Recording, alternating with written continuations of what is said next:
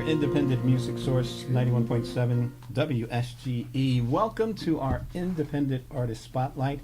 It is Women's History Month, and here at WSGE, we are celebrating all the female musicians throughout the month. And starting us off, we have the honor, Miss P.J. Brunson. Good morning, Tim Greene. Good morning. How are you? I'm doing awesome. How are you doing? I am exceptionally just awesome like you. Well, you look it. Well, thank you. I concur, you too. Well, thank you. So now you came in, bright, and she's always early. I try. Are you really a musician? Because usually they show up 10 minutes late. Oh, my bus, and it's like, hey, let's get some coffee. Yeah, apparently I have some traits that run contrary to the musician. I don't know, but yes, I'm a musician. Yeah, and a fabulous one at that. Oh, bless your heart, thank you. Good.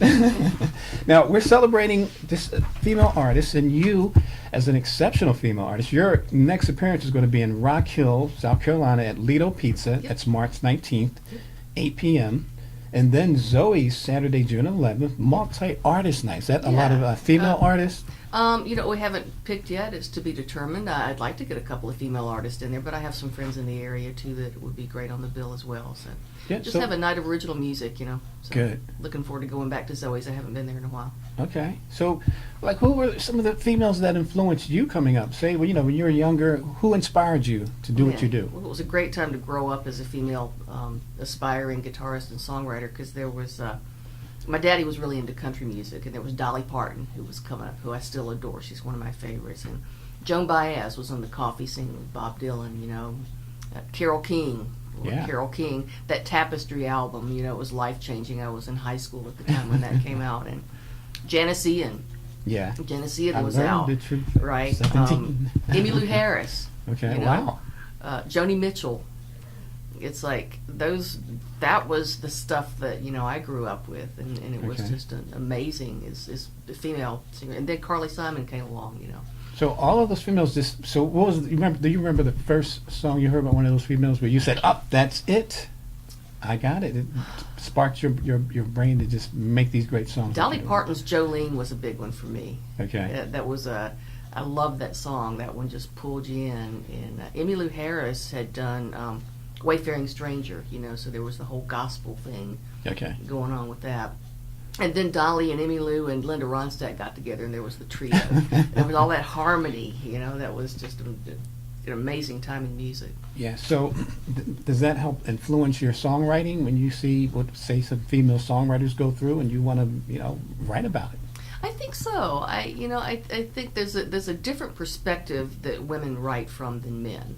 And I think, for one thing, a lot of times it's a more high-level worldly perspective. It's just the nurturer in women that kind of comes through in the music. Yeah. Then there's still, even today, Alison Krauss out there. There's just a whole generation of young singer-songwriters that will just can knock your socks off. So yeah. So, including you. Well, thank you. When Jay Taylor and myself, we saw you, I said, you are a pro. Because you was just killing the guitar. I'm like, wow, look at her fingers. Can she slow down? And of course, we had to have you on the show. So nice, we had to have you on twice. I appreciate that. It's always an honor to be here with you guys. Thank you. And so some of the other female artists that I've seen you, perform with, and they put you on their Facebook pages. I know. So I was like, wait a minute. And I'm, in Los Angeles, when I'm getting ready to go to, they're like, wait a minute, that's my fan page. I don't want no one fantasizing about P.J. Brunson on my page. Let your share, Tim. It's okay. Yeah, and I'm like, that's a great thing. So as female artists, how do you guys, work that out? Yeah, I think there's been, in fact, recently, a big movement. In fact, you mentioned Shane Coons. And shout out to Shane. Shane, and there's a place in Charlotte, Eagles Peak Coffee House. Sarah Kelly has turned that little coffee house setting right there on South Boulevard in Charlotte into it's a musical mecca. It's a musician's room. Yeah. And Shane and Shannon Lee have started doing a songstress sessions. It's once a month, only female songwriters, and every time I go to one of those, I'm like, wow, where did you come from? You know, these people are just phenomenal. Yeah. And they're local. Yeah. And it's, you know, of course, Charlotte's had a rich history. I mean, they had Gigi Dover, they had Doubting Thomas. You know, I mean, these Donna Duncan, who I've known for many years and adore. She's like Charlotte's Bonnie Raitt. Bonnie Raitt was another one that was a big influence on me. So, you know, Charlotte just has a plethora. I mean, Darryl Rice. Remember Darryl Rice? Wow. These were all local Charlotte women, you know? So Charlotte does not slack on women musicians. Never has been. That's been going on for years. Yeah. So, speaking of phenomenal and exceptional and fabulous female artists like yourself, you're going to give us a song. I am. So, what was the, you know, meaning behind, you know, the first song, Sweetheart's Arms? Sweetheart's Arms is a song that I wrote for my grandmother. My grandmother was 94 when she passed away. And it's about 6 months before she did pass, it occurred to me that she wasn't going to be here very long. And my granddad was like 52 years old when he passed away. And they had a wonderful love affair. She never remarried, never dated. According to her, she had the best, and she wasn't even going to try to find a replacement for that. But they had a spirited relationship, too. He liked to take a little nip every once in a while, and she was a teetotaler, and it caused a couple of riffs here and there. Okay. But the only thing I ever remember him calling her a sweetheart. Excellent. And it was just a sweet love that they shared. And he played guitar. He was a lot like Andy of Mayberry, Andy Griffith, you know. And she loved it, and she wanted me to learn to play because he did. In fact, she bought me my first real guitar. I learned to play on a Sears Silvertone that I stole from my brother. My mom and dad had bought it for him, and he never picked it up. So I said, "You gonna play that?" He goes, "No, I'm taking it." So I did. But I was gonna be on this television program in Columbia, and my granny goes, "She needs a real guitar." So my grandma took me down to the pawn shop, and so I had picked out this Epiphone jumbo body white pine. It was a blonde guitar. I think it was about as big as I was. Wow. But she bought me that guitar, and so years later, this is the song that I wrote for her and my grandpa. Excellent. So here we are, Sweetheart's Arms, P.J. Brunson on our Independent Artist Spotlight.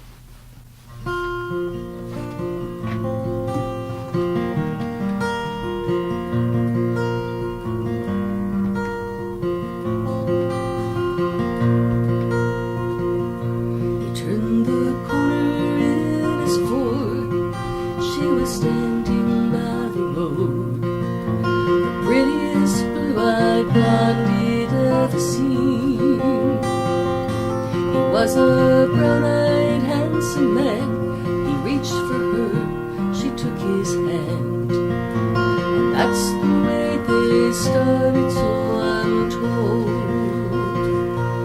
he'll be sleeping in his sweetheart's arms tonight.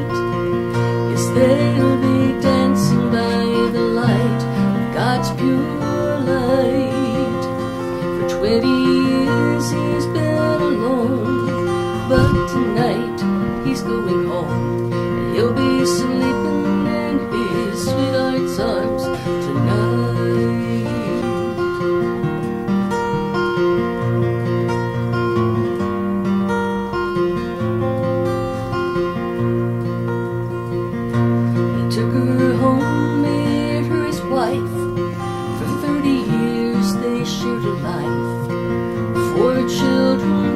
Laughter and the tears.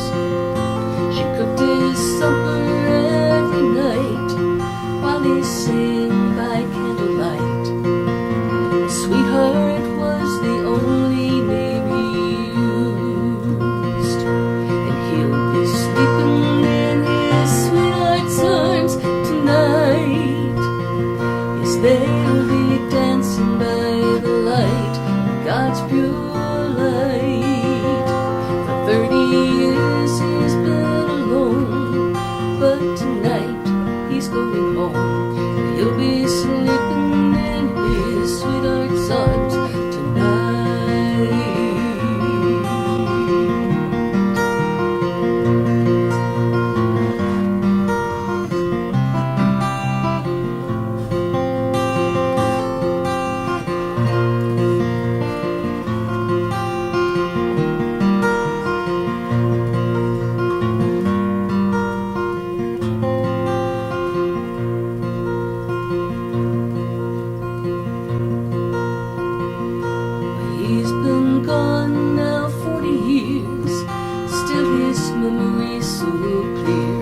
In her heart those years she stayed right by his side. But now at 94 she thinks she hears him at her door. As soon they will be side by side once more, and she'll be sleeping in her sweetheart's arms tonight, as they'll be dancing by the light of God's pure light. For 40 years she's been alone, but tonight she's going home. She'll be sleeping in her sweetheart's arms tonight.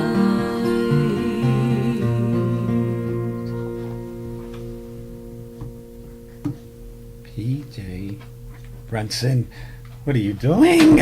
Oh, that sent like chills. And here's, I put out this disclaimer: do not attempt to adjust your radio. The vibrations you are feeling is from Miss P.J. Brunson. Awesome. Wow, talk about nurturing. I want to go get married now. I know, it kind of restores your faith. Not for real. I'm like, wow. Why did they quit that last girl?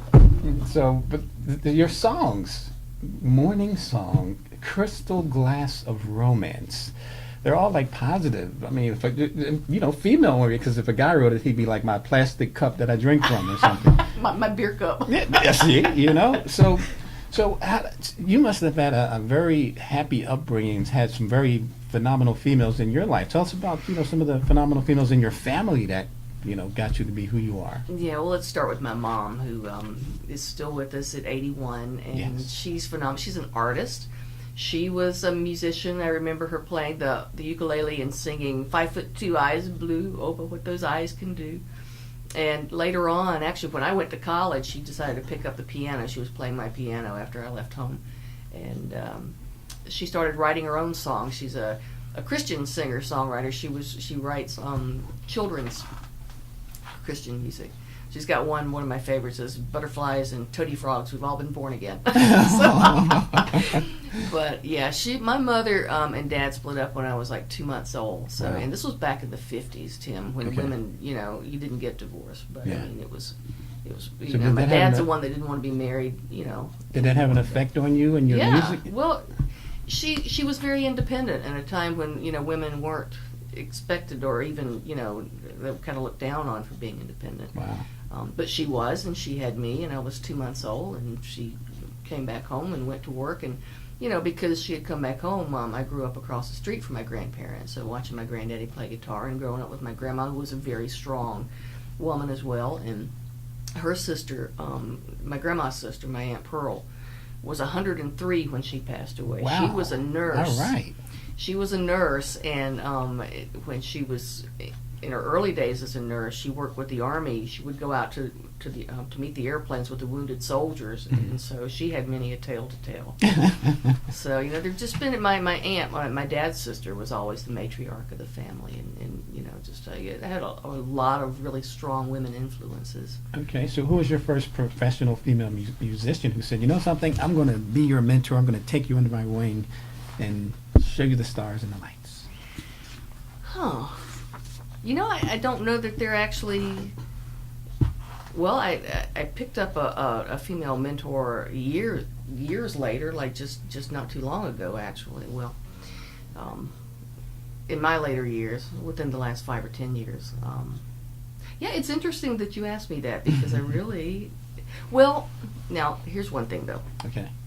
When I went off to college, and I had intended to go to University of South Carolina and major in journalism, but I kind of flunked the math part of the SAT. In fact, I noticed you're offering classes in math over here. Yeah, you're So, right. but I was an English major in college. But I started off in music at Limestone, and I had a piano teacher, Janet Dubois. She was a tiny little lady, and she had these short little hands. And she took one look at me in my first lesson. She goes, "Oh, we're going to be playing some Chopin." She goes, "Because you have big hands, you can make these stretches," and we did. Good. And she was very supportive, and I still think of her very fondly. But as far as I was just kind of doing the solo singer-songwriter thing and the Yeah. club scene and all that. I ran in some circles. I've played with some wonderful women musicians. I've had several different duos. Marisa and PJ, Kelly and PJ, Pam and PJ. In fact, Ann Wicker at Creative Living said one time I was calling in some dates. She goes, "Okay, so who is it this time? PJ and who?" Oh. Like, you make it sound like I get around. I mean, you know, I So, you know, we're going to hear another song from Miss P.J. Brunson. yeah. And what was your inspiration behind the song you're going to do now? You know, I think because let me do a political song here, if I might. Okay. Okay. And then because the other one that I want to do is kind of slow as well. This one's a little bit more up tempo. And the next one I do want to do, I'll tell you the story behind that. Was my female mentor, who was in her 80s when I met her. Okay. But an amazing fireball of a lady then. But this one that I'm going to do now is a song that I think I've mentioned to you before. I have a songwriting partner that I write with sometimes. His name is Jim Brindle. We call him Cotton. Cotton's a retired nuclear engineer. And the man, he can't sing, he can't carry a tune in a bucket, he doesn't play an instrument, but he's a poet. Okay. And he tends to lean a little more to the political side of things, which broadens my perspectives, because I tend to write from, I think a more introspective sort of but, we're talking a lot these days about immigration and what are we going to do about that? And safety is a thing, but I think we need to remember that we are a nation of immigrants. Yeah. And one of the things that really upsets me when I hear people who claim to be very right-wing Christian not wanting to look after other people, and isn't that one of the basic tenets? Seriously. So this one is called Ghettos in the Cold, and it's a little different take on the immigration question, I think, but Cotton and I have kind of a Bernie Taupin, Elton John thing where he does the words and I put the music to it, and this is kind of how this one came out.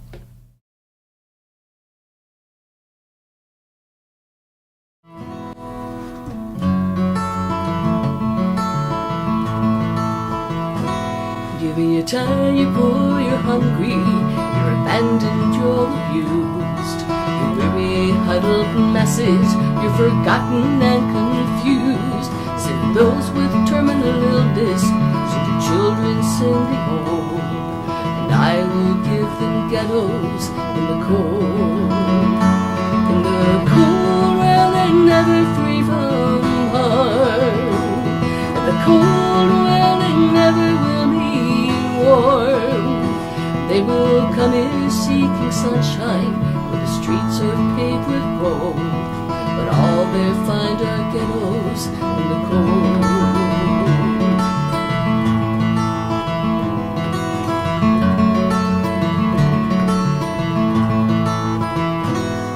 In the days of our forefathers, there were jobs enough for all, to plant the fertile farmland and to build the buildings tall.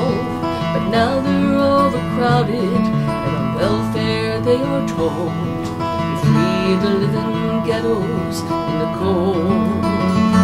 In the cold where they're never free from harm, in the cold where they never will be warm. They will come in seeking sunshine, where the streets are paved with gold, but all they find are ghettos in the cold.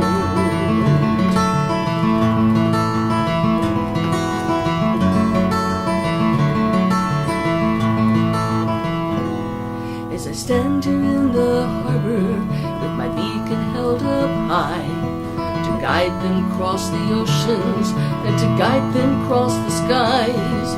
They come here for their freedom, and in freedom's land they're told, you're free to live in ghettos in the cold. In the cold where they're never free from harm, in the cold where they never will be warm.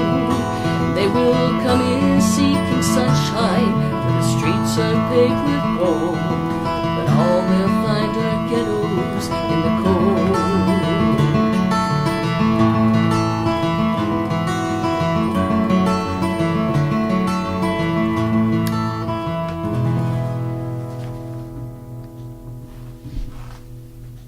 Phenomenal. Thank you. And now we have a woman that might be president. It's women's That's history. right. Let's talk about that. How do you feel about that? There's a woman that may be in the White House. Yeah, I think it would be great to have a woman in the White House. I think it's about time. Okay, and people want to know, why do you think so, Miss P.J. Brunson? Because I think the men have done enough to mess it up. So. No, I just, I think it was awesome that we had our first African American president, and I think it's just time now for a little diversity in this country, for the diversity that's in this country to be represented. Yeah. So what advice, because you say you would meet a lot of other young musicians, and, when you have musicians, me and Jay saw you in competition, what advice would you give to other younger females coming up, like 17, 18, 19, and, you're like 27 yourself, but yeah. So Yeah. what advice would you give them as a female artist in a male-dominated music industry? I think that there is power in numbers, in sticking together, and women supporting each other. And I think there's a whole lot of that going on these days. I was telling you about the Women in Substance radio station out in Los Angeles. Your top 20. Yeah, Go. I made the Go, top girl. 20, man. I can't believe it. Again, it was awesome. Your morning song. Congratulations. Thank you. It's an honor to be on any list, So, but like the songstress sessions that Shannon and Shane do at Eagle Speak, every time I do one of these singer-songwriter rounds and there are other women in it, I'm just constantly amazed at the quality.